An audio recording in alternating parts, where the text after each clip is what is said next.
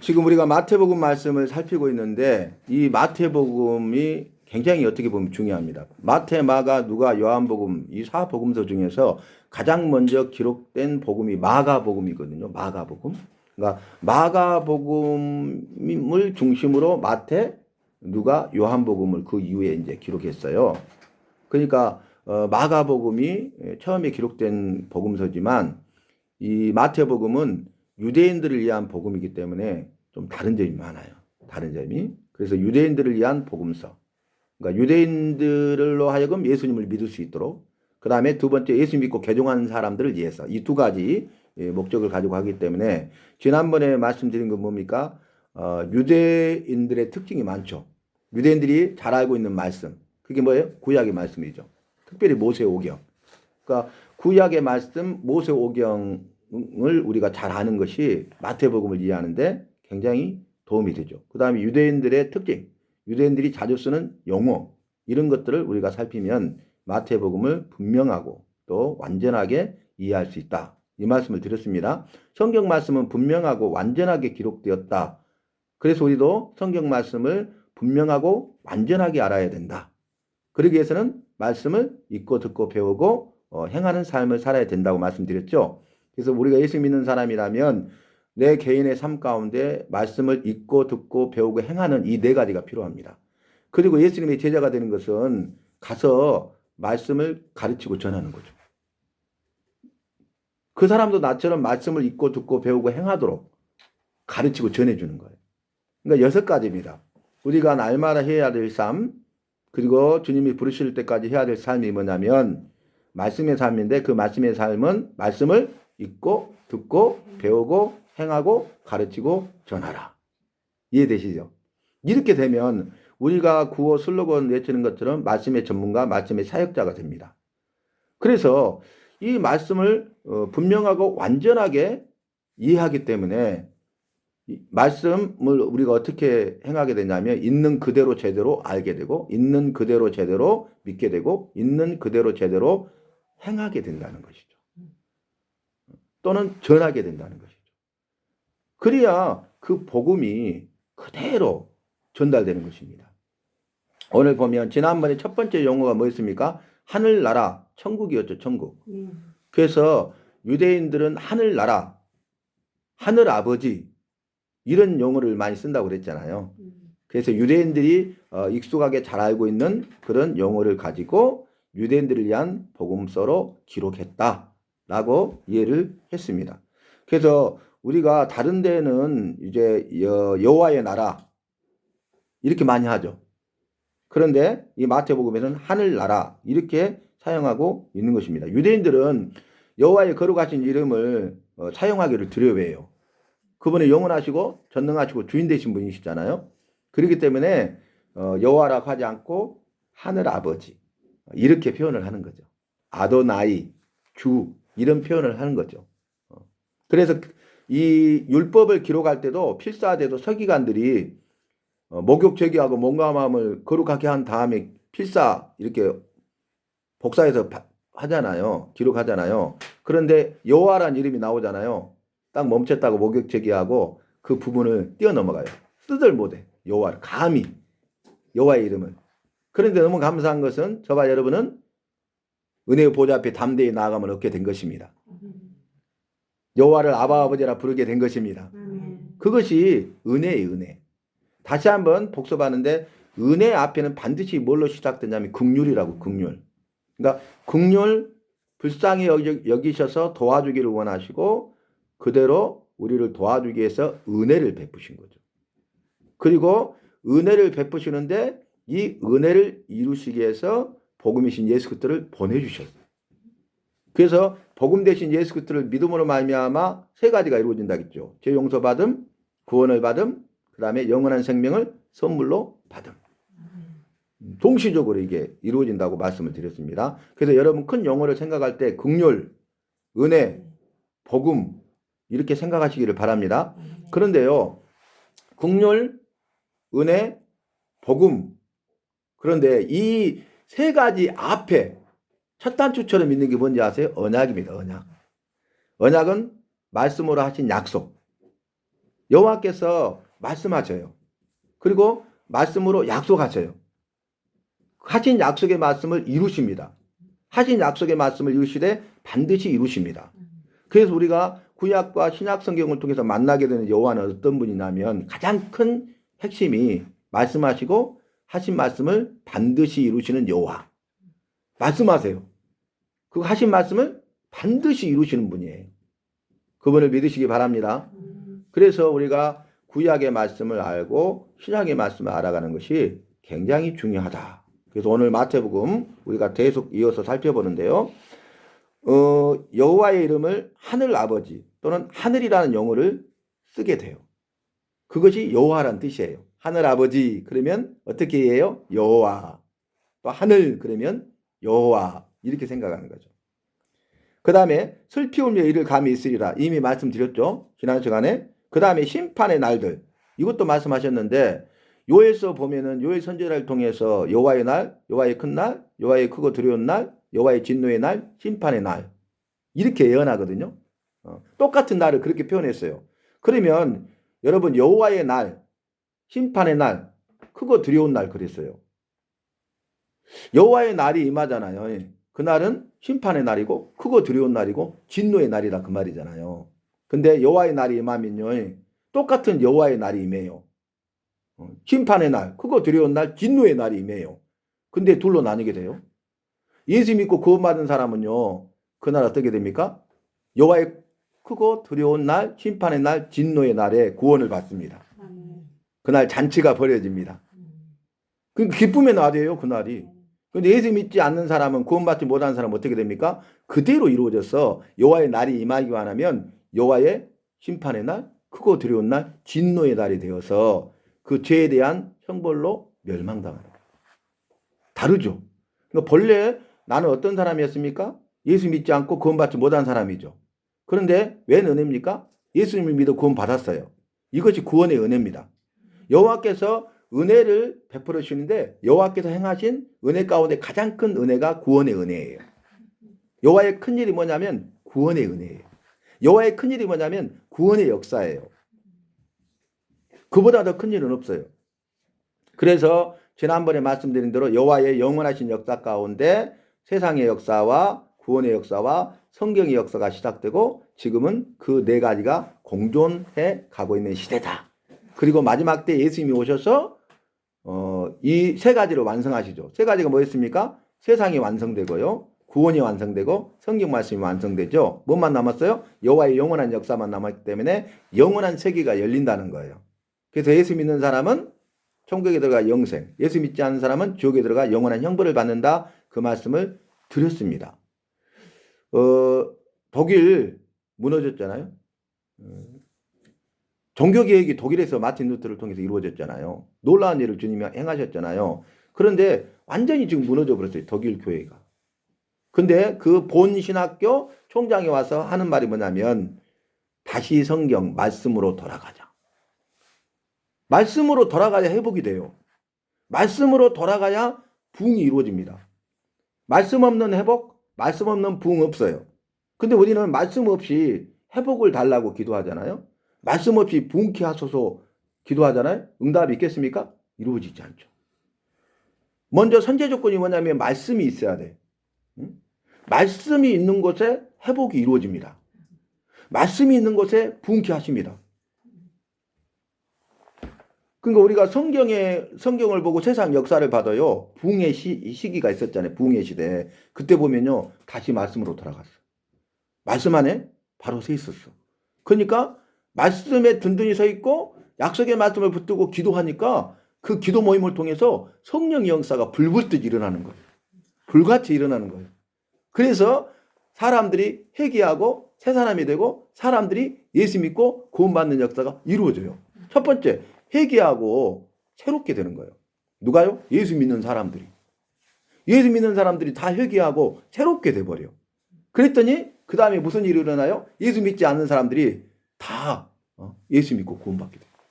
놀라운 일이 이루어지죠. 이게 뭡니까?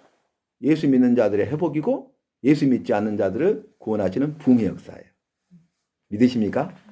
그래서 예수를 믿는다는 것은 무슨 의미가 있냐면 여러분 예수 믿는다는 것은 그리스도인이란 뜻이잖아요. 그리스도인. 이 그리스도인이란 말은 안디옥 교회 성도들이 예수님을 열심히 믿었어요. 근데 안디옥 성은 큰 성이라 그랬죠. 그러면 안디옥 교회 성도들이 아무리 많이 믿어도 안 믿는 사람들이 훨씬 더 많아요. 그런데 안디옥 성에 있는 안 믿는 사람들이 안디옥 교회 성도들을 보면서 붙여준 별명이 그리스도인이에요. 저들은 그리스도인이다. 그리스도인이라는 뜻이 뭔지 아세요? 그리스도의 사람, 그리스도에게 속한 사람, 그리스도를 이해 사는 사람, 그리스도를 따라가는 사람, 그리스도를 전하는 사람, 이 5가지예요. 그러면 내 모습을 한번 비춰보자고요. 나는 그리스도인이라면서요. 근데 그 의미를 몰라. 그러니까 그렇게 살아가지도 않죠. 매뉴얼이 없어요. 나는 그리스도의 사람이에요? 나는 그리스도에 속한 사람이에요? 나는 그리스도를 위해 사는 사람이에요? 나는 그리스도를 따라가는 사람입니까? 나는 그리스도를 전하는 사람입니까? 이 5가지가 돼야 그리스도인이에요. 근데 우리는 의미를 모르니까 아주 용감하게 나는 그리스도인이에요? 그러잖아요. 모르니까 그런 거예요. 모르니까. 그럼 이렇게 적용할 수 있잖아요. 나는 그리스도에 속한 삶을 살고 있는가? 나는 그리스도의 사람으로 살고 있는가? 나는 그리스도를 위한 삶을 살고 있어? 나는 그리스도를 지금 따라가고 있는가? 나는 그리스도를 전하고 있는가? 여기 복음 전도까지 다 가잖아요. 그래서 초대교회 성도들은 뭐라 하겠어요? 날마다 집에 있든지 길에 있든지 예수는 그리스도다 전하기를 쉬지 아니하셨어요. 다 아시죠? 예수를 그리스도라고 전했다고요. 그러니까 예수님이 그리스도이니까 그리스도에 속한 사람이니까 그리스도의 사람이니까 그리스도인인 거예요. 그리스도인. 이해되신가요? 그렇다면 정말 우리가 다시 말씀을 새롭게 알아가야 할 필요가 있지 않을까요? 우리의 삶을 다시 새롭게 하고 우리의 믿음의 삶을 다시 새롭게 해야 되지 않을까요? 지금까지 우리가 잘 살아왔어요. 그런데 이후에 우리가 정말로 주님이 원하시고 기뻐하시는 그리스도인의 삶을 살기를 원하신다면 지금부터 다시 새롭게 출발하시기 바랍니다. 새롭게 출발하세요. 새롭게 말씀의 뼈대를 세우세요. 새롭게 말씀의 살을 붙이세요. 그러면 우리의 삶은 완전히 달라지는 것입니다. 새로운 피조물의 삶을 살아가게 되는 것입니다. 그 다음에 나오는 것이 예수님을 이야기할 때 마태복음에서는 아브라함의 아들, 다윗의 아들 그래요. 아브라함의 아들이라고 그래요. 아브라함은 어떤 사람입니까? 믿음의 조상이죠. 자, 첫 인류의 조상이 아담입니다. 새 인류의 조상이 노아입니다. 믿음의 조상이 아브라함. 자, 그러면 아브라함이죠. 그런데 창세기 12장 1절로 3절 말씀을 특히 보면은 아브라함아 너는 본토 친척 아비 집을 떠나 내가 내게 지시할 땅으로 가라. 이렇게 말씀하시죠. 그때 이름이 아브람입니다. 세자 아브람. 그 아브람의 아버지는 데라예요. 이 데라는 우상 숭배자예요. 그리고 우상을 만들어서 생계를 이은 자예요. 그러니까 여호와를 모르죠. 아브람은 어떤 사람이에요? 아들을 낳았는데 데라가 아브람이라고 지었어요. 아브람의 뜻은 뭐냐면 그 아버지의 영광이에요. 그러니까 얼마나 욕심 많은 사람이에요, 데라는. 그러니까 그 아버지의 영광을 위해서 살다가 죽을 자예요. 그리고 우상 숭배자고 우상을 만들다가 죽을 자예요. 소망이 없죠. 절망이죠. 완전히. 그러니까 한 단어로 말하면 절망 가운데 있었던 사람이 아브람입니다. 그런데 여호와께서 찾아오셨어. 그것이 긍휼과 은혜입니다. 긍휼과 은혜입니다. 근데 제일 앞에 언약이라고 그랬어요. 여자의 후손을 통해서 구원하시겠다는 말씀으로 하신 언약, 약속의 말씀을 이루기 위해서 아브라함에게 찾아오셔서 긍휼 불쌍히 여기시고 구원의 은혜를 베푸신 거예요. 아브라함아 너는 본토 친척 아비 집을 떠나 내가 내게 지시할 땅으로 가라. 이렇게 말씀하셨어요. 그런데 놀랍게도 아브라함이 어떻게 합니까? 본토 친척 아비 집을 떠나가죠. 그래서 우리는 이 아브라함의 믿음을 보십시오. 아브라함은 믿음으로 순종한 것입니다. 말씀 보니까 아브라함은 말씀을 따라 믿음으로 갔다고 분명하게 증거하고 있지 않습니까? 여러분 우리도 어떤 상황과 환경 가운데 있다 할지라도 여호와의 음성이 들리면 아브라함처럼 그 믿음을 가지고 순종해서 나아갈 수 있기를 바랍니다. 그랬는데 말씀을 정확히 보니까 그게 아니었다고요. 아브라함은요 우상 숭배자예요. 여호와를 몰라요. 당연히 믿지도 않아요. 근데 신의 음성을 들었어요. 여호와라는 신의 음성을 들었죠. 근데 본토 친척 아비 집을 떠나 가라 했을 때 갈 수 있겠어요? 갈 수 없죠. 근데 그 다음에 뭐라 하시냐면 바로 내가 너에게 복을 주리니 너는 복의 근원이 될지라. 내가 너에게 자식의 복을 주고 땅의 복을 주고 민족의 복을 주리라. 엄청난 복을 줄 것을 약속하셔요. 아브라함은 땅이 한 평도 없어 자기 소유주가. 근데 땅을 주신대. 무자했어. 자식이 하나도 없었는데 자녀의 복을 주신대요. 그리고 아브라함은 한 사람이잖아요. 근데 자기 한 사람을 통해서 민족을 이루게 하신대요. 엄청난 복을 주실 것을 말씀하셨죠. 내가 너에게 복을 주리라. 근데 두 번째 복의 근원의 의미는 또 뭐가 있냐면은 자, 너를 축복하는 자에게는 내가 복을 주고 너를 저주하는 자는 내가 저주하리니. 이게 복의 근원이에요. 그러니까 다른 사람들이 이 아브라함을 저주하면 자기가 저주받아 버리잖아요. 자기가 복 받으려면 어떻게 해야 돼요? 복을 달라고 축복할 수밖에 없죠. 이게 복의 근원이에요. 그러니까 복을 주신다고 하고 엄청난 복을 약속하시니까 그 복을 주신다는 약속의 말씀을 믿고 간 거야. 복 받으려고 간 겁니다. 믿음 없습니다. 우리가 그동안에 정말 잘못 이해했어요. 수없이 많이 들었죠, 그렇게. 근데 말씀을 분명히 보세요. 그게 아니에요. 그래서 말씀을 읽고 듣고 배우는 것이 중요한 거예요. 말씀을 읽어야 행하거든요. 말씀을 들어야 행하거든요. 말씀을 배워야 행하거든요. 근데 우리가 말씀을 분명하고 완벽하다고 했는데 완전하다고 그랬는데 불분명하게 알아가는 거예요. 불완전하게 알아가는 거예요. 그러니까 우리의 믿음도 불완전하고 불분명하죠. 그렇지 않습니까? 그래서 말씀을 알아가는 게 중요해요. 자, 그러면 12장에 아브람을 불렀단 말이에요. 아브람을 불렀는데 17장 가면 이렇게 말씀하셔요. 여호와께서 아브람아 이제는 내 이름을 아브라함이라 하라. 내자 아브라함 이름을 바꿔주셔요. 그러면 12장에서 17장까지 몇 장 안 되잖아요. 근데 놀라운 것은 뭐냐면은 아브라함이 75세 때 부르셨어. 아브라함아 본토 친척 아비 집을 떠나 내가 내게 지시할 땅으로 가라. 이렇게 여호와께서 찾아오셔서 말씀하셨잖아요. 복을 주실 것을 약속하셨잖아요. 그런데 이 아브라함이 되는 17장은요. 아브라함의 나이가 99세 때예요. 24년의 세월이 지난 거예요. 그러니까 아브라함이 아브라함 되기까지 24년 동안에 여호와의 말씀을 듣고 여호와의 말씀을 믿고 순종하는 훈련을 한 겁니다. 그리고 99세 때 이름을 아브라함이라고 바꿔요. 열국의 아비가 됩니다. 아멘. 그 아버지의 영광을 위해서 죽을 자였어요. 절망이었어. 근데 열국의 아버지이신 그 여호와의 영광을 위해서 쓰임받는 사람이 된 것입니다. 우리의 삶이 그렇고 나의 삶이 그렇습니다. 나는 아브라함 같은 사람인데 여호와를 믿고 순종하는 삶을 통해서 아브라함으로 들어서십니다. 아멘. 은혜죠. 감사죠. 감격이죠. 그러잖아요. 그 부분들을. 놀라운 일을 주님께서 행하십니다. 그래 놓고 99세 때 이름을 바꿔놓고 뭐냐면 내년 이맘때에 내게 아들이 있으리라. 그때 그 사라가 장막 뒤에서 그 소리를 듣고 웃어요. 우리 주인은 노쇠했고 나는 경수가 끊어졌는데 내가 어찌 자녀를 낳으리요. 피식피식 웃어. 그러니까 여호와께서 네가 웃었다 그러니까 안 웃었어요. 또 거짓말해. 내년 이맘때에 네가 아들을 낳으리니 이름을 이삭이라 하라. 그거 100세 때 그 자식의 복이 이루어져요. 그 자녀를 낳는 이름을 이삭이라고 지어요. 이삭이 웃음이란 뜻이에요. 이삭을 부를 때마다 여호와의 말씀에 대한 믿음 없음을 생각하면서 믿는 자가 되는 것입니다. 믿음 없었던 나를 말씀을 통해서 믿음 없었던 나를 발견할 때 나는 믿는 자가 되는 것입니다. 그래서 이 말씀 시간이 중요한 거예요. 근데 그것조차도 모르고 우리는 살아가고 있는 거예요.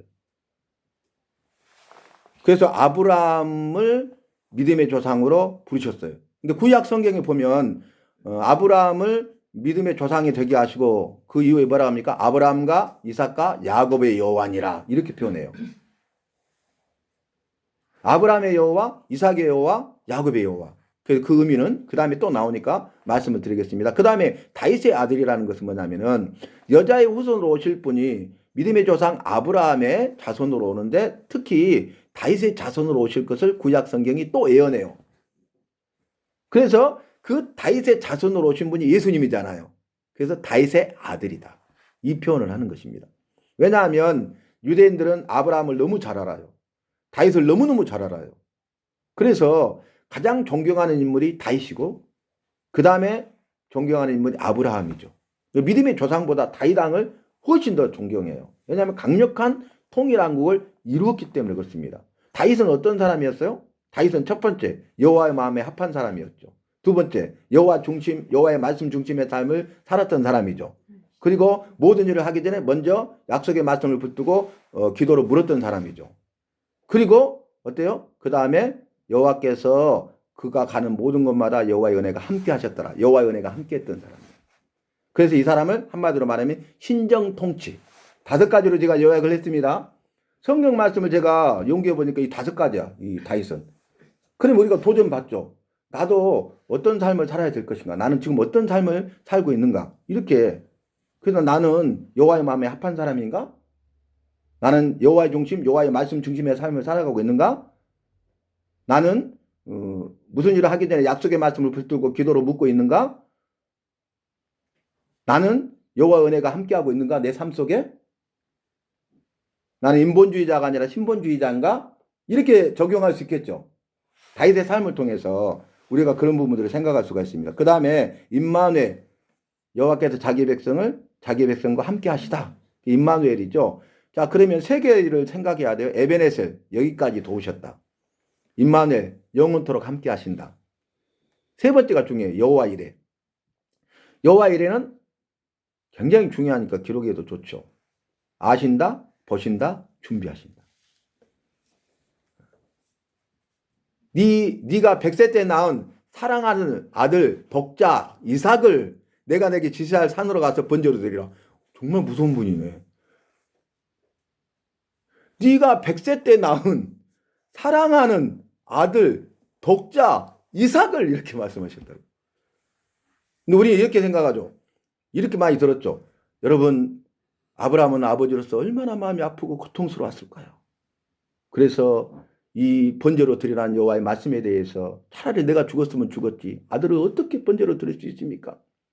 그리고 고민하다가 잠을 이루지 못하고 밤을 새고 아침에 여호와의 말씀에 순종하여 나간 것입니다. 여러분, 우리가 이런 이해할 수 없는 어려운 가운데 있다 할지라도 그럼에도 불구하고 아브라함처럼 믿음으로 순종하는 저와 여러분 되시기를 바랍니다. 근데 그게 아니에요. 여러분, 그거 아니에요.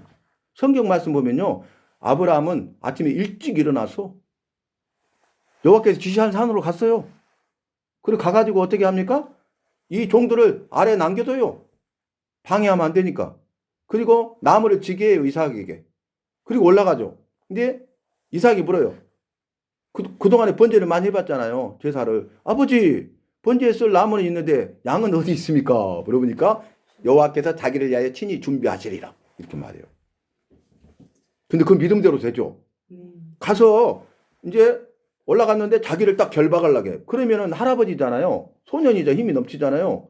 근데 아브라함의 순종과 이삭의 순종을 보시기 바랍니다. 안 거야. 자기가 제물인지. 그러면서 죽을 줄 알면서도 결박당해. 그리고 칼을 내리쳐요. 이렇게. 딱 내리치는데 아브라함아, 아브라함아, 이제야 네가 나를 경외한 줄 알았노라. 나무 숲에 양이 걸려있죠. 여호와께서 자기를 위하여 친히 준비하신 것입니다. 로마서 말씀 보면요, 아브라함은 여호와를 죽은 자도 살리시는 여호와로 믿었습니다. 아멘.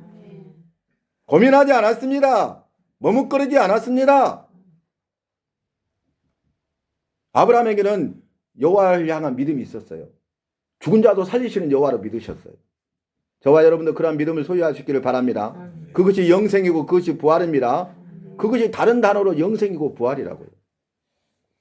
정말 놀라운 거죠, 이런 부분들을.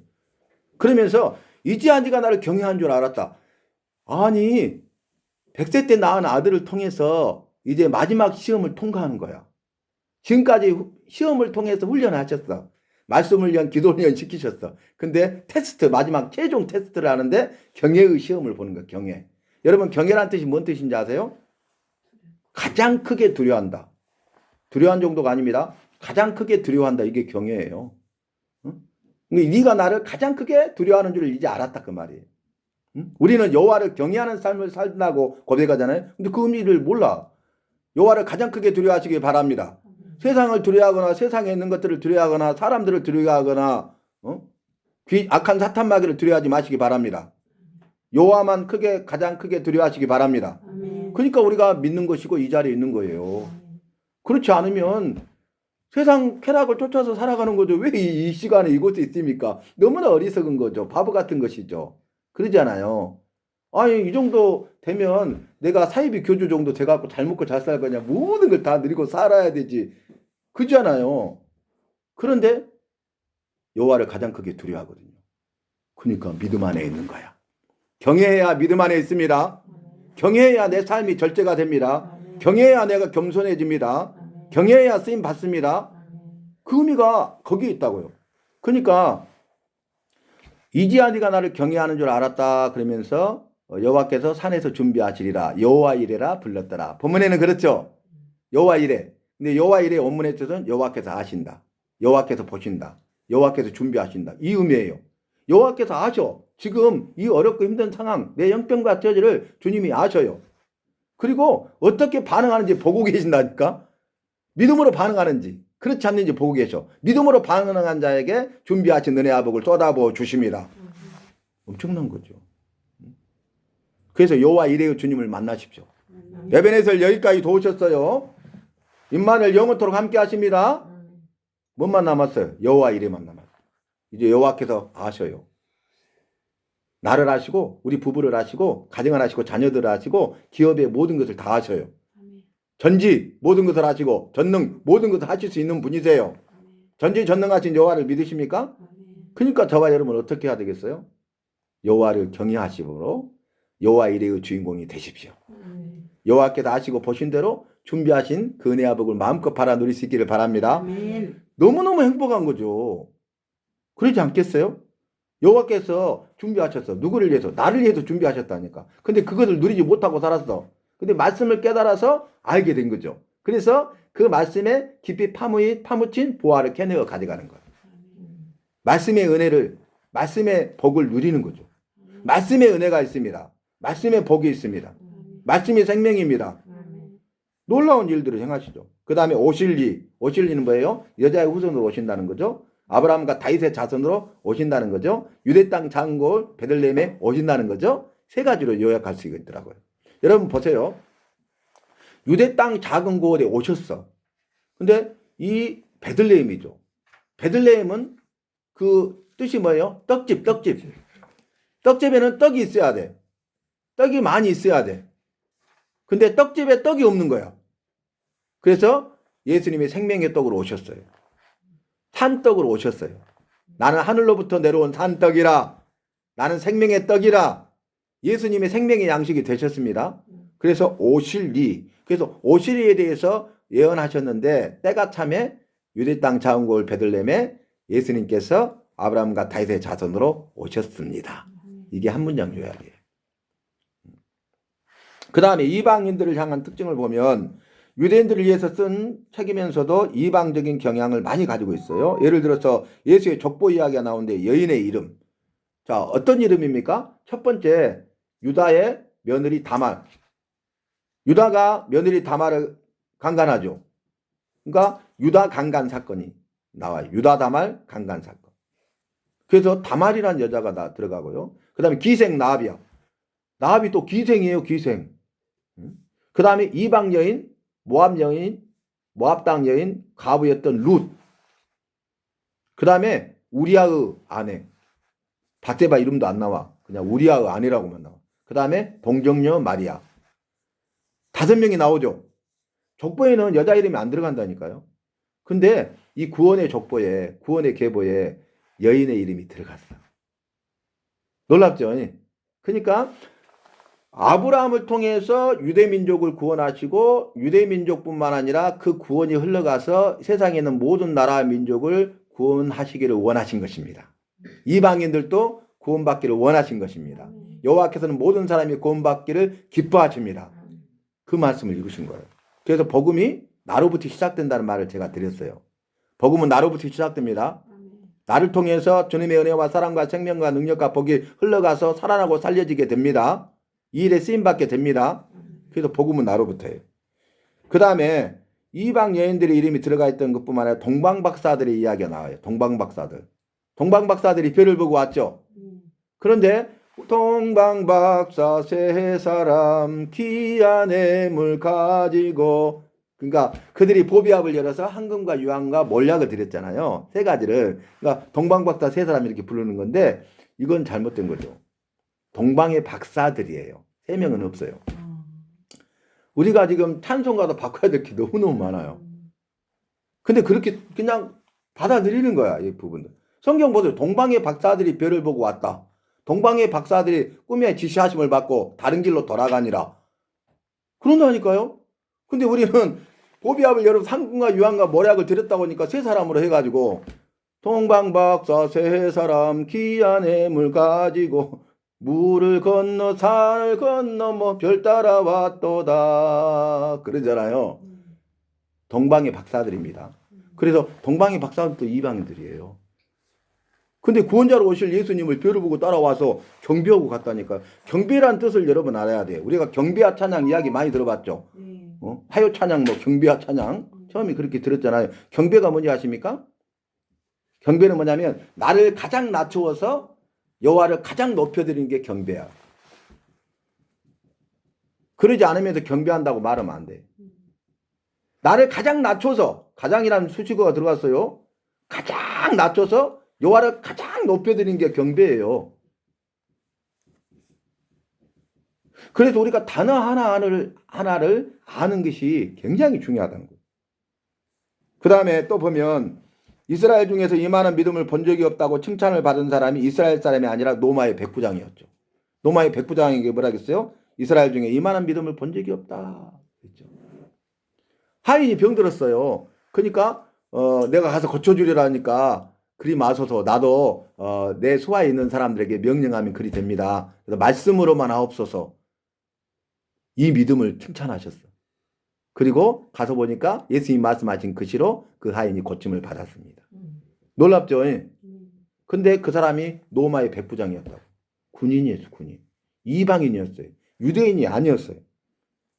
그래서 구원은 믿음의 조상 아브라함을 통해서 유대인들 그리고 유대인들을 통해서 이방 민족들에게 갑니다. 그래서 성경 말씀도 분명하게 증거가 있잖아요. 사도행전 1장 8절에 오직 성령이 너희에게 임하시면 너희가 권능을 받고 예루살렘과 온 유대와 사마리아와 땅끝까지 이르러 증인이 되리라 하시니 믿으십니까? 그래서 이 예루살렘 그 다음에 유대 그 다음에 주변에 있는 사마리아 그리고 온 땅으로 이렇게 퍼져가는 거죠. 복음이. 그래서 지난번에 말씀드린 띵돌 한상이 이루어지고 있는 거죠. 지금 이 시대에는 여호와의 나라가 건설되고 확장됐어요. 곳곳에. 그리고 마지막 때고 이제 마지막 때가 얼마 남지 않았잖아요. 그러니까 여호와의 나라가 완성될 때가 가까웠잖아요. 때가 찼잖아요. 때가 왔잖아요. 그러니까 우리가 그것을 더 분명하게 알아야 되겠습니다. 그 다음에 많은 사람이 동쪽과 서쪽으로부터 와서 하늘나라에서 아브라함과 이삭과 야곱과 함께 잔치에 참여하겠고 이 나라의 아들들은 바깥 어두운 데 쫓겨나 거기서 슬피 울며 이를 감이 있으리라. 성구 적어놨죠. 자 보면 이스라엘 사람들은요 밖에 나가서 슬피 울며 이를 감이 있어. 근데 이 이방인들은 아브라함과 이삭과 야곱의 잔치에 함께 참여해요. 그래서 여호와는 아브라함과 이삭과 야곱의 여호와라고 그랬어요. 창세기를 제가 두 가지 기둥으로 설명했잖아요. 창세기는 세상의 시작과 족장들을 통한 구원의 역사를 말씀한다. 그렇게 한 문장 요약했죠. 그럼 두 번째 족장들을 통한 구원의 역사가 뭐냐면은 여자의 후손을 통해서 구원하시겠다는 그 말씀을 이루시기 위해서 아브라함을 이 유대 민족의 족장을 세운 거죠. 아브라함과 이삭과 야곱이라는 족장을 세운 거죠. 그래서 아브라함과 이삭과 야곱과 요셉을 통해서 구원의 역사를 이어가시는 거예요. 언제까지? 다윗의 자손 오실 예수 그리스도가 오시기까지. 그래서 여자의 후손에 대한 말씀을 이루어가는 것이기 때문에 아브라함과 이삭과 야곱의 여호와라 이렇게 말하는 거죠. 파스칼 잘 아시죠? 유명인이죠. 그런데 파스칼이 파랑방탕한 삶을 살다가 나중에 너무 허무하고 공허한 거야. 채워지지 않는 빈자리가 있는 거예요. 그래서 술 먹고 뭐 허랑방탕하게 다 했는데 채워지는 것 같은데 더 공허하고 더 허무한 거예요. 삶의 의미가 없어요. 그때 여호와를 만났습니다. 삶이 달라집니다. 그래서 파스칼이 어떤 고백했냐면 여호와는 아브라함과 이삭과 야곱의 여호와 나의 여호와 이 고백을 했어. 그래가지고 우리가 남자들 양복을 보면 이렇게 단추 끌려면 여기 주머니가 있잖아요. 근데 애토를 딱 열면 여기가 아브라함과 이삭과 야곱의 여호와 나의 여호와를 딱 적어놓은 거예요. 그래서 옷을 입을 때마다 벗을 때마다 그 고백을 해. 놀랍죠? 그래서 파스칼의 삶이 달라진 거예요. 말씀 하나가 사람을 회복시키고 말씀 하나가 그 사람을 새 사람이 되게 만드는 거예요. 오늘 말씀이 나에게 있어야 내 삶이 회복되고 내가 새 사람이 됩니다. 아멘. 새로운 피조물의 삶을 살아가게 됩니다. 아멘. 그런즉 누구든지 그리스도 안에 있으면 새로운 피조물이라 이전 것은 지나갔으니 보라 새 것이 되었도다. 믿으십니까? 아멘. 고린도후서 5장 17절 말씀 우리가 읽고 듣고 암송하는 것도 중요하지만은 그 말씀이 우리의 삶 속에 나의 삶 속에 이루어지는 게 중요하다고 말이에요. 그래서 내가 그걸 체험하고 그 말씀을 신앙 고백할 수 있기를 바랍니다. 아멘. 놀라운 거죠, 이런 부분들. 그 다음에 이것은 근본적인 것이 유대인들에게 국한된 것이 아님을 보여주는 거고요. 가서 모든 족속으로 제자를 삼으라는 예수 그리스도의 마지막 지상 명령을 크게 강조하고 있다는 사실에서 알 수 있다. 제가 이렇게 적어놨습니다. 자, 우리가 마태복음 28장까지 있잖아요. 근데 저를 봐보세요. 마태복음 28장 18절, 20절 우리가 많이 알고 암송도 하는 말씀이잖아요. 근데 마태복음 1장 1절이 아브라함과 다윗의 자손 예수 그리스도의 세계라 이렇게 시작했잖아요. 그리고 마태복음 1장 1절부터 마태복음 28장 17절까지 쭉 말을 했어. 수없이 많은 걸 기록했어. 근데 이 모든 말씀을 받는 문장이 그거예요. 그러므로는 앞에 있는 모든 것을 다 왜 이 말을 다 한 줄 알아? 이것 때문에 한 거야. 그러니까 마태복음 핵심이 마태복음 28장 18절로 20절이야. 그러므로 너희는 가서 모든 족속으로 제자를 삼아 아버지 아들과 성령의 이름으로 세례를 주고 내가 내게 분부한 모든 것을 가르쳐 지키게 하라. 볼지어다 내가 세상 끝날까지 너희와 항상 함께 있으리라. 아멘. 이게 핵심이에요. 이 말씀 하려고 마태복음 1장 1절부터 28장 17절까지 이렇게 많은 거 기록했다니까. 그럼 우리는 뭘 알아야 되겠어요? 1장 1절과 마태복음 28장 18절로 20절을 꼭 기억하시기 바랍니다. 아멘. 그것만 있어도 은혜가 되는 거예요. 근데 뭐라 했냐면 가서 모든 족속으로 제자를 삼아라가 핵심이에요. 그 본문에서. 이 말씀 하려고 한 거예요. 가서 모든 족속으로 제자를 삼아이. 알았지? 이 말씀 하려고 한 거예요. 이 말씀. 왜 아브라함과 다윗의 자손으로 오셨어요? 나를 구원하셔서 가서 모든 족속으로 제자 삼으라고 함께 하시려고. 아멘. 믿으십니까? 아멘. 그런데 우리가 복음을 안 전해요? 전도 안 해요? 그럴 수 없잖아요. 가서 제자 삼아야 되잖아요. 그죠? 그러면 모든 족속으로 제자를 삼아라 그랬어. 그러면 여기서 제자라는 의미를 알아야 되잖아요. 제자. 제자는 보면 마태복음 4장 19절에 나를 따라오너라 내가 너희로 사람을 낚는 어부가 되게 하리라. 이렇게 했잖아요. 그죠? 그래서 그들이 예수님을 따라가. 베드로, 안드레, 야고보, 요한, 바돌로메, 마테, 도마, 야고보, 다디오, 시몬, 가룟유다. 이렇게 12명을 불렀어요. 그런데 봐보세요. 예수님께서 그들을 제자로 불렀어. 근데 제자가 되는 삶에 대해서 말씀하셔요. 응? 아무든지 누구든지 나를 따라오려거든 자기를 부인하고 자기 십자가를 지고 나를 따를 것이니라. 여러분 예수님의 제자가 되려거든 그 말이에요. 예수님을 따라오려거든 그게 뭐냐면은 두 가지예요. 첫 번째 자기를 부인해야 돼. 두 번째 자기 십자가를 져야 돼. 그 사람이 제자야. 그 사람이 예수님을 따라가는 사람이에요. 여기 보면 자기 부인이라니까요. 누구 십자가요? 내가 져야 될 다른 사람이 대신 져줄 수 없는 자기 십자가예요. 그래서 예수님의 제자가 되는 것은 뭐냐? 내가 예수님의 제자가 되는 것은 자기를 부인하고 자기를 희생하는 거예요. 가서 모든 족속으로 제자를 삼는데 그 사람도 나처럼 자기를 부인하고 자기를 희생하는 삶을 살도록 하는 거예요. 그게 제자 삼는 거예요. 무슨 말씀인지는 이해되신가요? 자, 그러면 저를 봐보세요. 예수님을 따라가는 제자의 삶은 자기를 부인하고 자기 십자가를 지는 거예요. 근데 자기를 부인하는 것은 자기 희생 없이는 안 돼. 그러니까 더 쉽게 말하면 자기 희생. 너를 희생할 수 있느냐. 그 다음에 두 번째 자기 십자가를 지는 것은 자기 헌신이야. 헌신. 몸과 마음을 초기와 같이 아낌없이 다 드려. 하나도 남김없이. 그럴 수 있어야 된다 그 말이에요. 그럼 우리는 주님의 제자입니까? 후안 카를로스가 제자입니까? 라는 책을 써서 유명해요. 사람들이 읽기도 많이 읽고 성리도 많이 했어요. 근데 이것을 통과하지 못하면 제자라고 할 수 없어요. 자기 희생과 자기 헌신이 있어야 주님의 제자라니까요. 그래서 그 사람들에게 가서 복음을 분명하고 완전하게 정해서 그 사람들로 하여금 그 사람들도 자기를 희생하고 자기를 헌신하고 살아가게 하라는 거예요. 그게 제자 삼는 거예요. 내가 주님의 제자입니까? 먼저 주님의 제자가 돼야 주님의 제자를 삼는 거예요. 내 제자를 삼는 것 아니에요.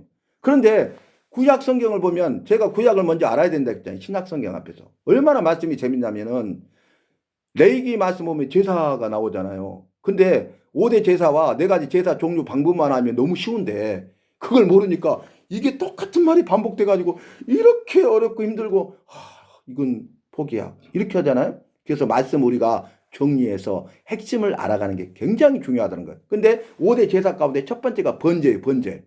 자, 번제가 무슨 제사냐면 자기 희생과 자기 헌신의 제사예요. 자기 희생. 두 번째 자기 헌신의 제사. 번제는요, 날마다 번제의 제사를 드렸어. 다른 제사와 다르게. 그래서 항상 상자를 써서 상번제라고 그래요. 상번제. 그래서 저녁에도 번제를 드리고 아침에도 번제를 드렸어. 1년 365일. 그래서 번제가 중요하다는 거 알겠죠? 근데 번제를 드리는 의미가 뭐냐면 첫째는 자기 희생이고 두 번째 자기 헌신이야. 자기 거 가장 귀하고 소중한 것을 드리는 희생. 그리고 그것을 하나도 남김없이 다 태워서 다 드려. 헌신. 자기 희생과 헌신의 의미를 알겠죠? 그래서 번제의 제사가 희생과 헌신인데 그것이 예수님의 제자 되는 겁니다. 여호와를 따라가는 겁니다. 여호와의 사람으로 사는 겁니다. 구약 시대에도 여호와를 따라가는 삶을 말씀해 주셨어요. 자기 희생과 자기 헌신으로 나를 따라올 수 있느니라. 나를 따라오려거든 번제의 제사처럼 자기를 희생하고 자기를 헌신해가고 나를 따라올지니라. 예수님은 자기를 부인하고 자기 십자가를 지고 따라올지니라. 이렇게 설명해 주셨을 뿐이에요. 예수님도 구약의 말씀을 인용해서 말씀하셨어요. 말씀은 잘 하셨어. 말씀을 인용하셨어. 말씀에 권위가 있었어. 말씀의 권세를 가지고 복음을 변증하셨어요. 그럼 우리도 당연히 그렇게 해야 되겠죠. 그죠? 근데 우리가 말씀을 모르거든요. 그러니까 그렇게 할 것이 없는 거예요. 매뉴얼이. 그래서 이 시간이 귀하고 복된 것입니다. 그래서 여러분 우리가 뭐 가서 모든 족속으로 제자를 삼으라 이것은 뭐예요? 위대한 명령. 그러면 그 다음에 필요한 건 위대한 믿음. 위대한 사명. 위대한 순종. 4가지를 말하잖아요. 위대한 명령이에요. 이보다 더 큰 명령이 없어. 그럼 위대한 믿음을 가진 자가 돼야 그 사람이 위대한 사명을 깨닫게 되고 그 사명을 감당하기 위해서 위대한 순종의 삶을 살아. 그것이 4가지가 내 삶에 이루어져요. 내가 나를 희생하고 나를 헌신하며. 우리가 헌신의 의미도 모르면서 헌신 예배 드리잖아요. 무슨 의미가 있겠어요? 그게? 그죠? 헌신의 의미를 알아야 되겠죠. 그래서 그 헌신 예배를 통해서 정말 주신 은혜에 감사해서 헌신할 수 있는 삶을 살아가야 되겠죠. 헌신의 사람이 되어야 되겠죠. 자, 윤리적인 강도 좀 봅시다. 마태는 윤리적 행위, 선한 행위들을 강조하면서 거기에 대한 상벌을 말하고 있다. 여러분 상벌을 꼭 기억하십시오. 상이 있고 벌이 있습니다. 상벌의 원칙입니다. 성경 말씀. 이 땅에 그게 사라져버렸죠. 벌은 없죠. 체벌하면 안 되죠. 자문의 말씀은 온데간데 없이 사라져버렸죠. 그것이 뭡니까? 동성혼 찬성하고 차별금지법입니다. 우리 정말 분별해야 돼. 분별 못하면 다 넘어가겠어. 그거 반대 안 해가지고 말씀이 없으니까 말씀에 깨닫지 못하니까 독일이고 뭐고 다 무너져 버렸잖아요. 그러니까 그분들이 와서 하는 말이 뭐예요? 성경으로 돌아가야 된다. 다시 말씀으로 돌아가야 된다. 말씀을 하면 분별이 되거든요. 그러니까 그렇게 돼서는 안 된 줄 알잖아요.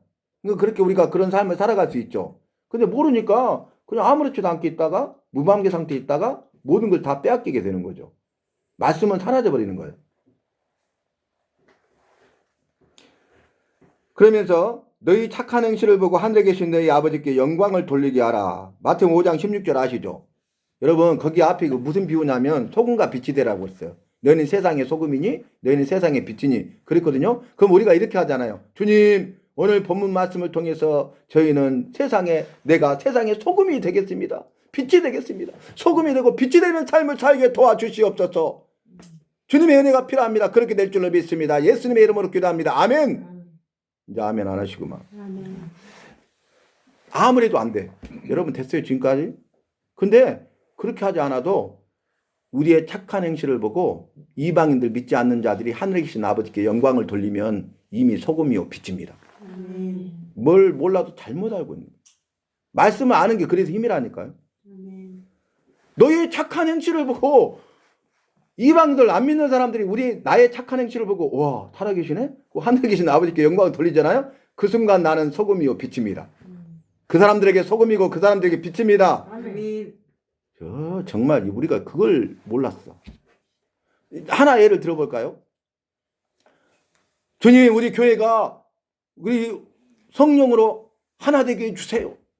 다 기도하잖아요. 눈물을 흘리면서 아멘 할렐루야 아멘 믿습니다 그러잖아요. 근데 성경은 뭐라 했냐면 성령이 하나 되게 하신 것을 힘써 지키라 그랬어. 이미 하나 됐어. 이미 하나 됐다고요. 그러니까 하나 되게 해달라고 할 필요가 없어. 뭘 기도해야 돼요? 성령이 하나 되게 하신 것을 힘써 지키게 도와주시옵소서. 아멘. 예수님의 이름으로 기도합니다. 아멘. 아멘. 성경을 알아야 된다니까. 이해되신가요? 네. 제가 이런 말을 여러 가지로 많이 할 수 있어요. 근데 지금 여기 본문에서만 그냥 하나를 예로 들어서 이야기한 거예요. 우리가 말씀을요, 정말 말씀대로 알아갈 것들이 너무 많습니다. 새롭게 말씀을 알아가시기 바랍니다. 아멘. 말씀의 반석에 굳건히 서갈 수 있기를 바랍니다. 아멘. 말씀에 능력 있는 삶을 사시기 바랍니다. 아멘. 그래서 너희 착한 행실을 보고 하늘에 계신 너희 아버지께 영광을 돌리게 하라 그랬어요. 그 다음에 입으로만 주여 주여 하는 자가 아니라 하늘에 계신 아버지의 뜻대로 행하는 자라야 하늘나라에 들어갈 수 있다 그랬어요. 여기 보니까 아버지의 뜻대로 행하는 자가 하늘나라에 들어간대. 행한다고 그랬어요. 그 다음에 그 밑에도 하늘 아버지의 뜻대로 행하는 자가 예수의 형제요 자매라고 말했어. 행하는 자라고 나왔습니다. 여러분 행해야 돼요. 말씀을 읽고 듣고 배우고 행하라고 그랬잖아요. 제가 믿음으로 구원받아. 그런데 구원받은 사람은 구원받은 백성의 삶을 살아야 돼. 그것이 행함입니다. 순종. 이해되신가요? 행함으로 구원받는 것이 아니에요. 믿음으로 구원받아요. 그런데 믿음으로 구원받았다면 어때요? 구원받은 백성으로 살아가야 되는데 말씀과 명령에 행해요. 순종해야 된다 그 말이에요. 믿음과 순종. 이제는 분명하시죠? 안 헷갈리시죠? 이걸 우리가 알아야 된다 그 말이에요.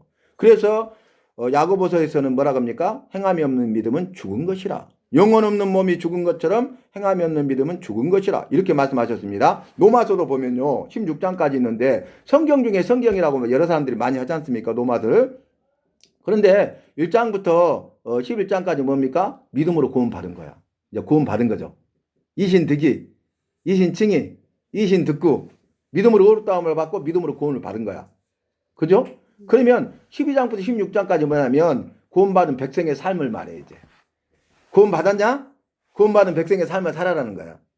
그러니까 믿음으로 구원받았어. 그러면 구원받았으니까 이제는 어때요? 구원받은 백성으로 살기 위해서 말씀대로 행하시기 바랍니다. 그래서 믿음과 순종은 함께 갑니다. 믿음이 있는 자가 순종합니다. 순종하는 것을 보면 그 사람이 믿음을 알 수 있습니다.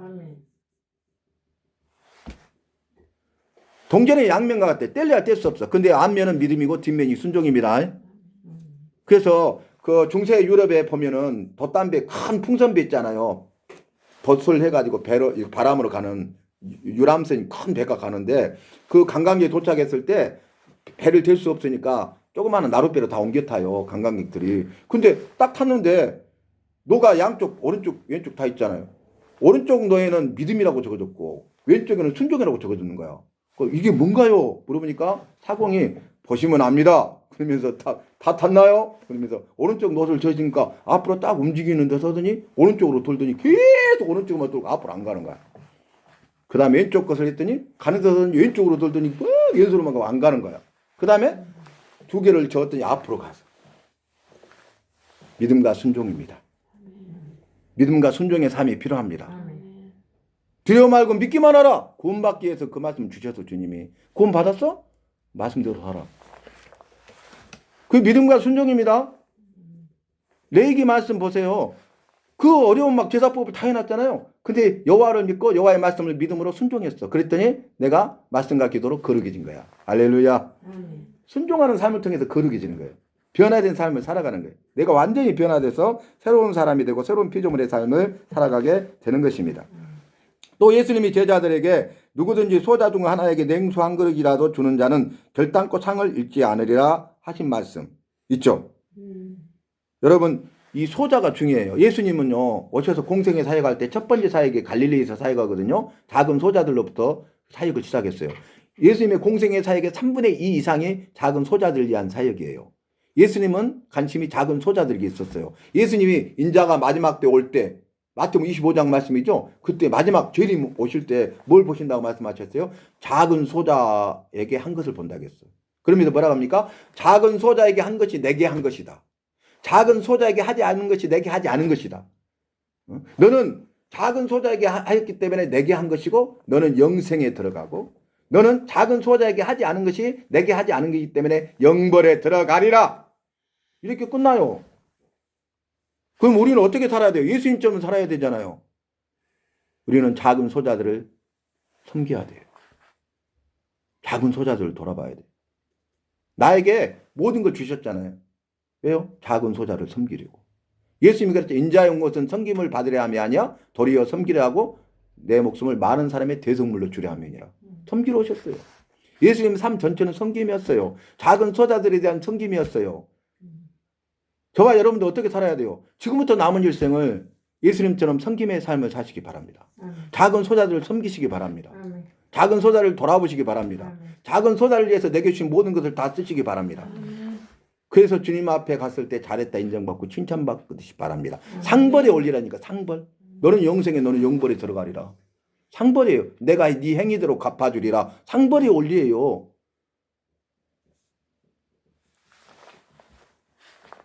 마지막으로 하늘나라에 들어갈 수 있는 제자의 자격이 하늘 아버지의 뜻을 행하는 것이래. 행하는 것이에요. 바리새인이나 서기관의 의보다 나은 의를 행하는 일이라고 분명하게 말씀하고 있어요.